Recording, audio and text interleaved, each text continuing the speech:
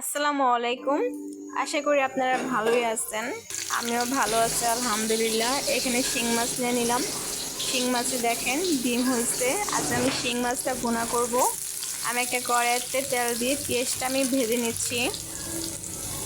এখন দিয়ে দিব গুঁড়া মশলা, দিয়ে দিলাম স্বাদ মতন লবণ, ধনিয়া, জিরা, হলুদ, মরিচ দিয়ে আমি মশলাটা কষা নিচ্ছি। দিয়ে দিব অল্প একটু পানি। পানিটা দিয়ে আমি 2 থেকে 3 মিনিট কষে নিলাম। এখন দিয়ে দিব টমেটোটা দিয়ে একটু নেড়ে ছেড়ে নেব।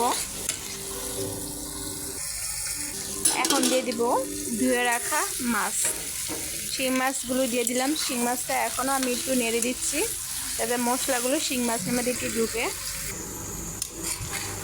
আমি অফ ক্যামেরায় আমি শিং মাছ পানি দিছি, শিং মাছটা হয়ে গেছে। এখন দিয়ে দিব ধনিয়া পাতা,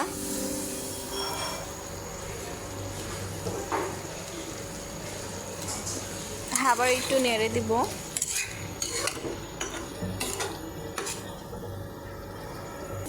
এখন চুলাটা বন্ধ করে দেব।